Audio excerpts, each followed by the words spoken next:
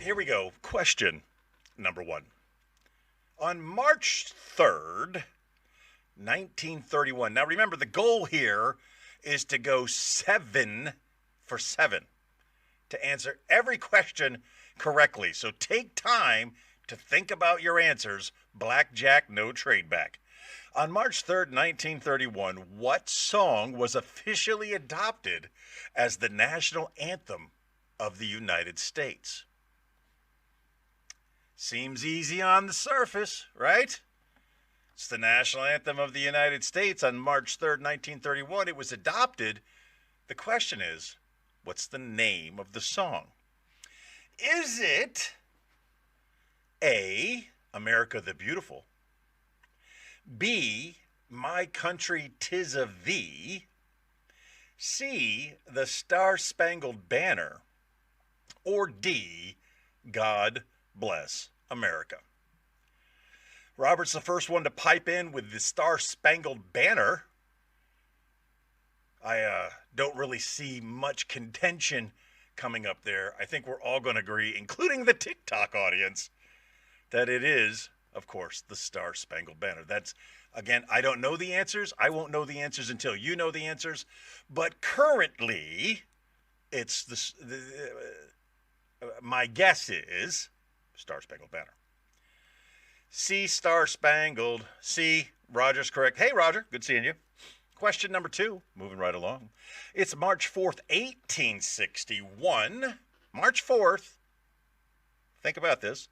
March 4th, 1861. Who was inaugurated as the 16th President of the United States amid the succession crisis? Now, amid the succession crisis could throw you off a little bit there.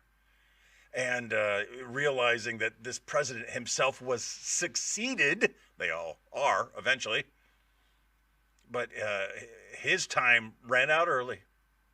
But no matter how you slice it, the 16th president's always going to be the 16th president, even if he didn't stay around for a long time. Here we go. Yeah, I got into an argument with AI last week, as Mr. Taney is pointing out. That won't be happening again. I will admit failure. I will admit that AI is better at trivia than me, okay? I'll admit it. Again, it's March 1st. It's 1861. He's our 16th president. Who is it?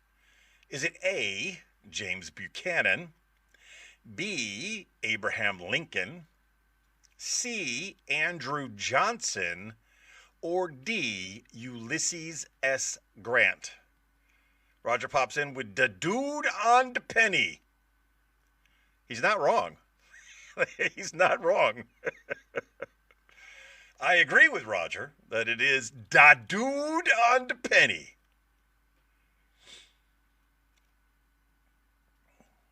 Giving, of course, dead air is bad air, and Robert's going with Honest Abe. I don't see Mr. Taney going far. It looks like we're all in agreement that it was Mr. Abraham Lincoln. We could all be 2 for 2. I wonder...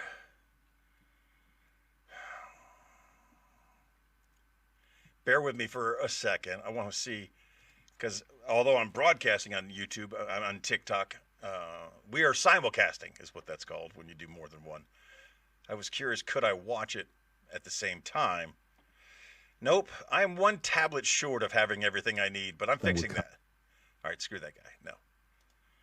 They had to shut this thing down. No. And that's Stop where talking. USAID came in. Stop Check talking. this out. There we go. Sorry. All right, we all said Lincoln. Good job. Here we go. Question number 3. On March 5th, 1946, Winston Churchill delivered his famous Iron Curtain speech in what U.S. state? I didn't know that Winston Churchill delivered the Iron Curtain speech while he was in the United States. So this one, for me, is going to be a guess, and because I'm guessing, I'll walk you through my guessing process. If you know the answer, feel free to pipe in. It is March 5th, 1946. Winston Churchill gives his famous Iron Curtain speech. Did he do it in Missouri, also known as Missouri, Did he do it in New York, Virginia, or Massachusetts? I can't think of any reason why Winston Churchill in 1946 would come to America and find himself in Massachusetts. Robert, trying to get in first, answers with an option that wasn't even available on the multiple choice, so that's most likely wrong. Wrong. I'm ruling out Massachusetts. Why would he be in Missouri or Missouri? I'm ruling out Missouri. I'm ruling out Virginia. You know, Roger says Missouri. James goes with New York. I'm going with James on this. I figured, you know, that's where the United Nations is, and it feels like that's where he would give a speech like that. Robert's going with Virginia. Me and James are going with New York, and Roger's going with Missouri. So we'll find out. One of us is going to be correct. We'll find out who soon. March 6th, 1836, the Battle of the Alamo concluded in which present U.S. state? Now, even my dumbest of friends should be able to get this one right. If you've ever watched Pee-wee's Adventure, you know where the Alamo is and what's in the basement. Where is the Alamo located? Is it located in Tejas, Mexico Nuevo, Arizona, or California? I don't know how to say California and Arizona in Spanish. I think those are Spanish words. So Texas, New Mexico, see I didn't, Mexico Nueva, Arizona, or California. What state? Texas, correct. I'm also going with Texas because Mama didn't raise no dummy. Well, she did, but that's brother number 3. Just playing. I could have chose any of you to call you a dummy. All right, we're all in agreement. It's Texas. Here we go. Question number 6. Only 2 more to go. Question number 6. On March 8th, 1917, what major historical event began in Russia? On March 8th, 1917, what major historical event began in Russia, leading to the eventual downfall of the Tsar? I know this answer because I've been tricked by questions like this before. I know this one. Do you? Let's find out together. Your Tweekas. The only fluent Spanish person. Answer me this, Lucy. How do you say Arizona and California in Espanol? Your options for the fall of the Russian Tsar in 1917. Was it the October Revolution? Was it the February Revolution? Was it the Bolshevik coup? Oh, James is the Bolshevik Revolution. That would be acceptable. Or was it the Soviet uprising? Talking about a revolution, yeah, you know.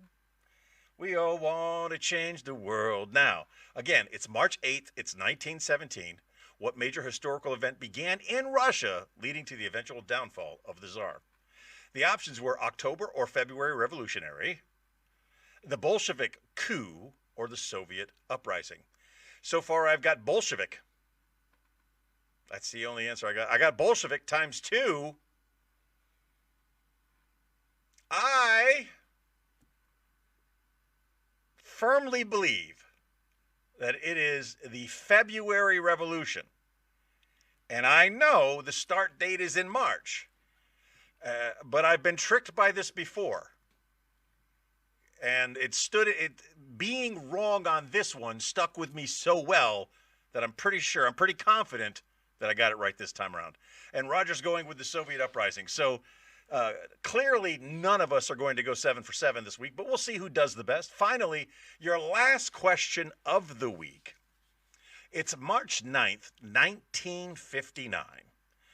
Which iconic doll was introduced at the American International Toy Fair in New York? March 9th, 1959. What doll was introduced? I don't know if I need to, I'm going to give you your options. I don't know if I need to give you the options. I think you could probably figure out March 9th, 1959. Oh, there's an answer. I got a Barbie. Anybody else want to pop in with a Barbie doll? Barbie. So if I gave you your multiple choice options, we could have gotten it down. Barbie, we could have gotten it down pretty quickly. The options: number 1, Barbie. Number 2, G.I. Joe with the original Kung Fu grip, man. Nobody knows about that Kung Fu grip except G.I. Joe. And then there was the Cabbage Patch Kids, and then there were Hot Wheels. Well, Hot Wheels aren't a doll, so we would have thrown that one out immediately. Patch Kids, we all know, were an 80s phenom, so it would have taken us down to Barbie, and it would have taken us down to G.I. Joe. You got a 50-50 chance of getting it right, but 100% of us picked Barbie. Babs. Oh, Babs. The answers to this week's quiz are provided as follows. Question number 1 was, of course, Francis Scott Key's The Star-Spangled Banner. But it is strange that it took until 1931 to make that official. We recently designated 2 genders as official, so I guess everything comes in time. Who knows? Question number 2, the 16th president was Abraham Lincoln. 3 was not New York. It was not Virginia. The speech by Winston Churchill was given in Missouri. Did not know that. Learn something new every day. I think Roger is 3 for 3 at this point. Question number 4, he gets correct. Did we skip a question? We skipped a question, and I've already seen the answer. Oh, but if I don't ask this question, I think, here we go. Missing question number 5. On October 7th, 1965, the civil rights event known as Bloody Sunday took place in what Alabama city? Alabama. So, sorry about that. Sorry I skipped a question. Here we go. This was right after the Alamo and just before the Russian Tsars. March 7th, 1965, the civil rights event known as Bloody Sunday took place in what Alabama city? Was it Beham? Birmingham, for those of you who don't know. Was it Montgomery? Down Montgomery. Was it Selma? Or was it Mobile? Mobile. Robert popping in with Selma. Looking for your other question. Sorry, Montgomery. Mr. Taney's going with Montgomery. Selma and Montgomery. Who else? What other answers you got for me out there? Is it Birmingham, Montgomery, Selma, or Mobile?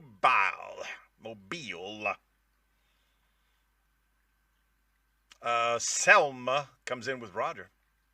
All right. I'm not going to answer because I saw the answer when I was asking the question. The correct answer is